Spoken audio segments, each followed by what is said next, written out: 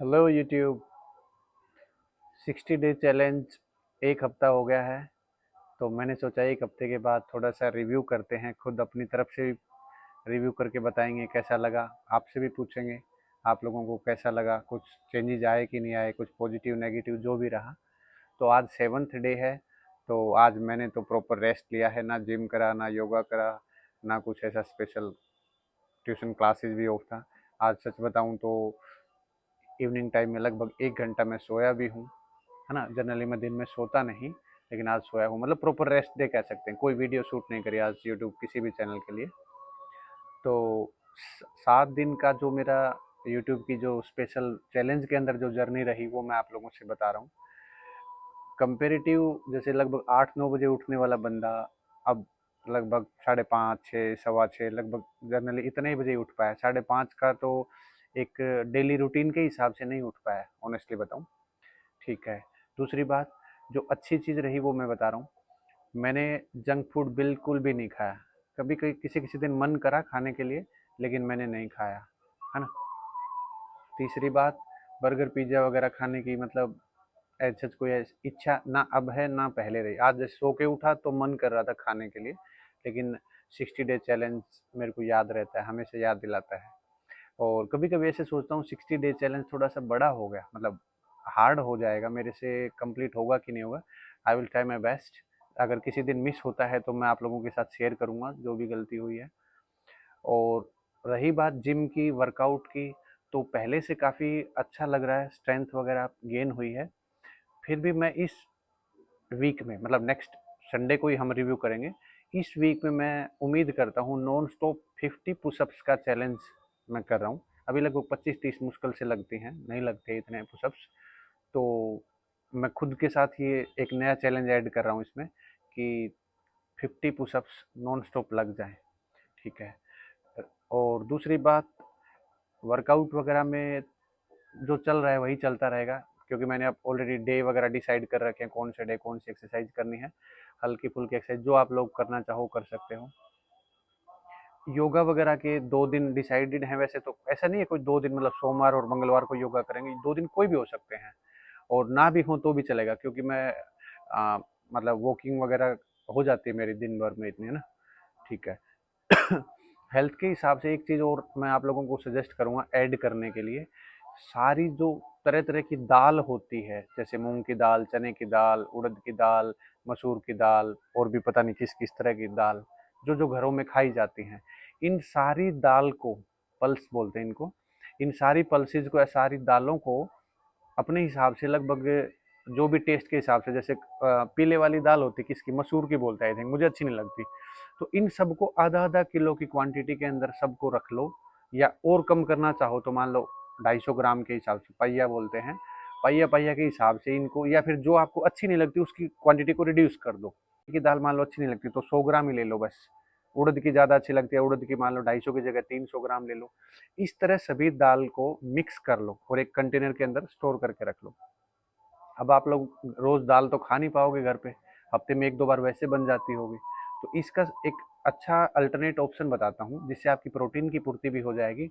आप इन दाल को मतलब अज्यूम करके चलो, 30 से 40 ग्राम या 50 ग्राम दाल को डेली की डेली उबाल लो, सिर्फ सीटी मराओ, है ना। इसको छोंक वगैरह नहीं लगाना। इस दाल को, उबली हुई दाल को आपको डेली कंज्यूम करना है। अब आप वो डे आप डिसाइड कर लो, कौन से डे में कौन से टाइम में कैसे करना है। मेरे हिसाब से हफ्ते में 4 से 5 दिन आप इसको कंज्यूम करो, काफ़ी हेल्दी है। दूसरी बात, कुछ बच्चों के पहले से भी मेरे कांटेक्ट में हैं या कुछ ऐसे लोग हैं, वो कहते हैं कि सर्दियाँ आएंगी तो अंडे खाएंगे, है ना। मैं अंडों के लिए भी थोड़ा सा कुछ अपनी कमिटमेंट कर रहा हूँ, क्या करें क्या नहीं। लोग ऐसे बोलते हैं कि गर्मियों में अंडे गर्म होते हैं, मतलब पिंपल्स हो जाएंगे, कुछ ऐसी प्रॉब्लम हो जाएगी, सर्दियों में खाएंगे। तो मैं एक अपना सजेशन आप लोगों के साथ शेयर करना चाहूँगा। अंडे खाने से अच्छा है आप आलू खा लो, है ना। थोड़ी कड़वी बात है लेकिन रियल है, क्योंकि जो ये आर्टिफिशियल अंडे आज के टाइम पे मार्केट में चल रहे हैं, इनके अंदर प्रोटीन नहीं है। देखो एक्चुअल में अंडे के अंदर क्या होता है, लगभग 5 ग्राम प्रोटीन होता है। मतलब अगर येलो वाला पार्ट निकाल दे तो येलो वाले को ऐड कर देंगे तो लगभग 6-6.5 ग्राम प्रोटीन होता है एक अंडे के अंदर, एक नॉर्मल साइज की बात कर रहा हूँ। लेकिन ये जो अंडे खाते हैं इनमें सिर्फ कार्ब्स मिलता है, प्रोटीन तो ना के बराबर है, मिलता है लेकिन ना के बराबर। ओमेगा 3, 6, 9 को तो भूल ही जाइए आप, है ना। उनका सब्स्टिट्यूट मैंने आपको बता रखा है। आप फिश ऑयल वगैरह ऐड कर सकते हो। सी कोड के नाम से आती है एक डिब्बी, उसके अंदर आई थिंक 100 कैप्सूल आते हैं, 250-300 रुपये के आसपास आता है। एक मल्टीवाइटमिन आप अच्छी क्वालिटी की ऐड कर लो। ये 2-4 चीज़ ऐसी बता रहा हूँ जो आपको हमेशा ही कंटिन्यू करनी है ना। एक आप अश्वगंधा ऐड कर सकते हो अपने डाइट के अंदर, जिससे आपकी इम्यूनिटी अच्छी रहेगी, आपको अच्छी नींद आएगी, स्ट्रेस लेवल कम होगा। और दूसरी गोक्षुरु, सतावर, शिलाजीत भी ऐड कर सकते हैं। अभी 2-4 दिन पहले मैं किसी कंपनी का नाम तो मुझे नहीं पता किस कंपनी का था, मैं किसी के पास देख रहा था शिलाजीत, लेकिन शिलाजीत के अंदर फ्रॉड ज़्यादा है। जैसे वे प्रोटीन के अंदर सबसे ज़्यादा मतलब fraud, fraud in the sense duplicacy, वो ज़्यादा है। तो शिलाजीत को मैं ऐसे रेकमेंड नहीं करूँगा, क्योंकि मैं खुद कंज्यूम नहीं कर रहा हूँ फिलहाल। मैं सर्च कर रहा हूँ कोई अच्छी क्वालिटी का शिलाजीत मिल जाए, है ना। शिलाजीत आपकी इम्यून सिस्टम को बहुत ज़्यादा ग्रो करता है, आपके हार्मोन को बैलेंस करता है, आपके ब्लड फ्लो को अच्छा बनाता है, मेटाबॉलिज्म को स्ट्रॉन्ग करता है। तो ये सब चीज़ें हैं जो आपको डेली लाइफ में यूज़ करनी है। किसी दिन वर्कआउट कम हो, किसी दिन ज़्यादा हो, चलेगा, कोई दिक्कत नहीं है।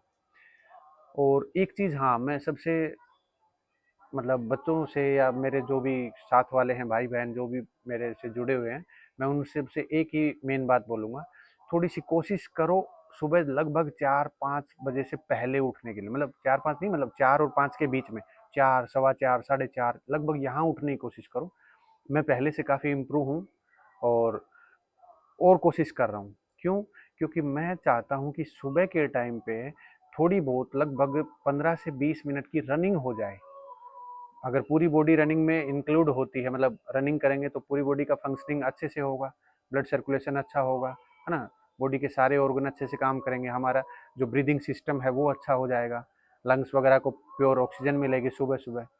तो मेरी तरफ से इस वीकेंड के लिए बस यही आप लोगों को बताना था कि मैंने 7 दिन की जर्नी कैसे करी। और स्मोकिंग वगैरह को तो मैंने आपको बता ही रखा है, मैं नहीं करता हूँ। ड्रिंकिंग भी कोई 1% भी नहीं है। अगर कुछ होता तो मैं आपको ज़रूर शेयर करता। आने वाला जो वीकेंड रहेगा, मतलब जो नेक्स्ट रिव्यू करेंगे, उसमें मैं आप लोगों को बताऊंगा कि उसमें बताएंगे कि 50 पुशअप्स वाला चैलेंज और सुबह रनिंग वाला। सुबह उठना नहीं, इस बार उठने का चैलेंज तो पहले से इम्प्रूव है और इम्प्रूव भी करेंगे। और सुबह सुबह रनिंग, ज़्यादा नहीं तो कम से कम 1 किलोमीटर की रनिंग तो मैं उम्मीद कर सकता हूँ। जो लोग रनिंग नहीं कर सकते, जिनका किसी का हेल्थ की प्रॉब्लम है या उनसे भाई कोई टांगों में कोई दिक्कत है, कोई भी ऐसी दिक्कत है, वो क्या कर सकते हैं, नॉर्मल वॉकिंग नहीं करनी है, उसको थोड़ा फास्ट वॉकिंग करनी है। मतलब उसको ये भी कह सकते हैं माइल्ड रनिंग हो जाएगी, हल्की फुल्की रनिंग हो जाएगी, थोड़े फास्ट फास्ट स्टेप चलेंगे। वॉकिंग क्या होता है, मस्ती करते हुए टहलना, ऐसे, है ना। चलो, और जो नेक्स्ट अब हम लोग आप लोगों को हेल्थ से रिलेटेड कुछ बात बताने वाले हैं, उसके अंदर बताएंगे कि अगर किसी बंदे को पतला होना है, मोटा होना है, लाइक मतलब वो नॉर्मल कंडीशन से कम है या ज़्यादा है, स्किनी बंदे होते हैं, पतले बिल्कुल मेरे जैसे, है ना। मैं अपने टाइम में स्किनी रहा हूँ। जो मेरे पुराने जानकार हैं या जो मेरे जिन्होंने मेरी पुरानी फ़ोटो वोटो देखी है, उन्होंने देखा है। और कुछ ज़्यादा फैटी होते हैं, ज़्यादा मोटे हो जाते हैं, थल थल, हाँ। उन लोगों को थोड़ा सा हेल्थ की टिप्स देंगे ताकि वो भी मोटिवेट रहें और वो भी एक हेल्दी लाइफ जी सके। ज़रूरी नहीं है कि मोटा बंदा देखने में बेकार लगता है या पतला बंदा लगता है, नहीं। आपको अंदर से फिट होना ज़रूरी है। आपको मतलब कोई काम करे, ये कोई ज़रूरी नहीं है कोई दूसरा सामने वाला देख रहा है तो मैं कह दूँ उसको क्या फ़र्क पड़ता है मैं कैसा दिखता हूँ, ये कोई लॉजिक नहीं है। आपको खुद पता है ना, अगर आपके अंदर कोई ना कोई प्रॉब्लम है तो आप उसको सबसे ज़्यादा सफ़र करते हो। सामने वाला तो 2 मिनट बात करके चला जाता है, लेकिन मोटा होना, पतला होना, ये प्रॉब्लम आप हमेशा सफ़र करते हो। पतले आदमी को कह दे 5 किलो की वो चीज़ उठा के देना, बेचारे से उठेगी नहीं। और मोटे आदमी को बोले 2 बार ऊपर चढ़ के नीचे उतर, तो उससे उतरा नहीं जाएगा, सांस फूल जाएगा उसका। बहुत सी प्रॉब्लम होती है। इन चीज़ों को डिस्कस करेंगे। और कल या परसों से आप लोगों को जो मैंने प्रॉमिस करा था 4 टाइप की हेल्थ, उन हेल्थ्स के ऊपर एक एक करके वीडियो आएंगी। उनके क्या क्या सिम्टम्स होते हैं, क्या क्या उनके ये लगा लो कोज होते हैं, कैसे कैसे उनको हम क्योर कर सकते हैं, ठीक कर सकते हैं। और किस किस तरह की मतलब अच्छी या बुरी चेंजेज उस दौरान या उस ड्यूरेशन में होती है, जब हम उस प्रॉब्लम से गुजर रहे होते हैं। ठीक है, सब लोग अपने पर्सनल एक्सपीरियंस के साथ शेयर करेंगे। मैंने लाइफ में उस दौरान में क्या क्या चेंजेस करे अपने अंदर उस चीज़ से बाहर निकलने के लिए। देखो, लाइफ में हर किसी के पास अच्छा या बुरा समय होता है। हर किसी की लाइफ में ना एक टफ फेज जरूर आता है, चाहे वो पेरेंट्स की तरफ से हो, चाहे रिलेशनशिप की तरफ से हो, चाहे फ्रेंड्स की तरफ से हो, हेल्थ की तरफ से हो, करियर से रिलेटेड हो। हर किसी की लाइफ में आता है। कोई कहता है ना मैं मेरी लाइफ बिल्कुल स्मूथ चल रही है, वो झूठ बोल रहा है। तो मैं मानता हूँ मेरी लाइफ में ऑलमोस्ट सारी प्रॉब्लम आ चुकी हैं और आएंगी तो भी मैं टैकल कर लूँगा। अब इतना मेंटली स्ट्रांग होते जा रहा हूँ। तो आप लोगों की लाइफ में आ गई हैं तो आप रिलेट करो उन चीज़ों को, और नहीं आई हैं तो आप आने से पहले ही अपने आप को प्रिपेयर कर लो कि अगर आपकी लाइफ में ऐसी कुछ प्रॉब्लम आती हैं तो कैसे टैकल करोगे, उस सिचुएशन से खुद को और फैमिली को कैसे बाहर निकालोगे। अगर जैसे कोविड की जैसी कोई सिचुएशन आ गई, कोविड में देखो क्या हाल हो गया था, पैसे का, हेल्थ का, फैमिली में कोई ना कोई रोज ऐसे खबर आती थी कि वहाँ पर ये हो गया, वहाँ पर इतने बंदों को क्वारंटाइन में रख दिया, ये कर दिया, आइसोलेशन बना दिया, कुछ कुछ, किसी की डेथ हो गई। कितना देखो सैड लगता है, फैमिली में से कोई बंदा जाता है। भगवान का शुक्र है कि हमारे तो ऐसा कोई सीन हुआ नहीं, लेकिन इन केस अगर कुछ ऐसा होता है किसी के साथ भी तो कैसे हैंडल करोगे। तो मेंटल हेल्थ यहाँ पर ज़रूरी है बहुत ज़्यादा। फाइनेंशियल हेल्थ को भी मतलब आप लोग हल्के में मत लो, क्योंकि पैसा सब कुछ नहीं होता, लेकिन पैसा बहुत कुछ होता है। पैसे के बिना तो लोग आपकी रिस्पेक्ट नहीं करेंगे, रिश्तेदारी नहीं करते भाई, पूछते ही नहीं है ना। और आपको पता ही है अपनी लाइफ की एक लग्जरियस लाइफ जीनी है या एक नॉर्मल लाइफ भी जीनी है तो वैल्यू उसी की होती है जिसके पास पैसे होते हैं। अब देश में बड़े बड़े लोगों के पास पैसे हैं, अगर सारे पैसे वो हम जैसों को बांट दें तो हम क्या उसकी रिस्पेक्ट करेंगे। और अब गाँव में अगर कोई छोट बड़ा मतलब एक नॉर्मल सा बंदा भी आता है 100-200 करोड़ वाला, तो पूरा गांव इकट्ठा हो जाता है, पूरा शहर इकट्ठा हो जाता है, और वो भी अपने जैसा ऑर्डिनरी पर्सन हो जाएगा, मीडियम क्लास का हो जाएगा, तो उसकी रिस्पेक्ट करेंगे? कोई नहीं करता। अगर कोई आप में से कह रहा है कि रिस्पेक्ट करेंगे तो मेरे से आके मिले। मेरे रिस्पेक्ट करता है कोई? कोई नहीं करता। क्यों नहीं करता? क्योंकि अब पैसे ही नहीं है। पैसे थे तब क्या होता था, तब सब बोलते थे भाई भाई भाई। तो समय समय की बात होती है, एक टाइम होगा कि हमारी फाइनेंशियल हेल्थ अच्छी होगी, पहले से काफ़ी अच्छी है लेकिन फिर भी इम्प्रूव कर रहे हैं, है ना। सारी बातें कैमरे पे बताने की नहीं होती हैं, लाइफ में क्या हो रहा है क्या नहीं।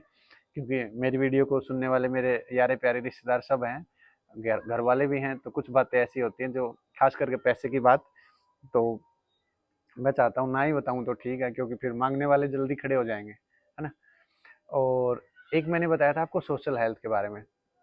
तो सोशल हेल्थ क्या होती है, आप लोगों से कैसे मिलते हैं, how you interact with the peoples of your society, है ना। कैसे उनके साथ वेल मैनर्ड रहते हैं, कैसे बिहेव करते हैं। आपको आप कहीं भी जाते हैं तो लोग आपको कितनी रिस्पेक्ट देते हैं। कहीं जाते हैं तो मतलब जैसे मेरे को बोलते हैं मास्टर आ गया भाई रहे, जैसे ही बोलते हैं ऐसे मास्टर आ गया, तो कुर्सी छोड़ देते हैं, कुछ ऐसी चीज़ होती है तो प्रायोरिटी मिलती है। तो ये क्या होती है, ये आपकी सोशल हेल्थ होती है। लोग आपको जानते हैं, कहीं भी जाते हैं तो मतलब मास्टर जी राम राम, भाई राम राम ऐसे बोलना। ये कहाँ से आई है? ये पैसे से नहीं आई है, लेकिन ये आई है हम लोगों के साथ अच्छे से ट्रीट करते। कोई मेरे को बोले भाई राम राम और मैं उसको गाली दूं तो नेक्स्ट टाइम करेगा? नहीं करेगा। कभी कभी मैं भी बोल देता हूँ लोगों को राम राम भाई। तो ये इस तरह की सराउंडिंग है, ये आपको बाकी सब तरह की जो हेल्थ है, फिजिकल हेल्थ है, मेंटल हेल्थ है, सोशल हेल्थ है, ये सब तरह की हेल्थ को आपस में रिलेट करता है ना। क्यों करता है? क्योंकि लाइफ में कभी ऐसी प्रॉब्लम होगी जब आप अकेले रहोगे, मार्केट में चले गए, आपको कोई किसी चीज़ की नीड है, तो आपको कहाँ से हेल्प मिलेगी? जितने आप सोशल हैं, लोग आपको जानते हैं। मैं जाता हूँ मार्केट में, मेरे जेब में 1 रुपया नहीं होता, मेरे को जो मन करता है मैं वो लेके आ जाता हूँ। क्यों लेके आ जाता हूँ? क्योंकि मेरी सोशल हेल्थ अच्छी है, लोग मेरे से कनेक्ट करते हैं। मैं तो कई बार ऐसे शॉक्ड हो जाता हूँ, कोई पास में से जाता है वो बोलता है मास्टर राम राम, तो मैं जानता ही नहीं कौन है वो। तो ऐसे लाइफ के मतलब अच्छे बुरे दिन चलते रहेंगे।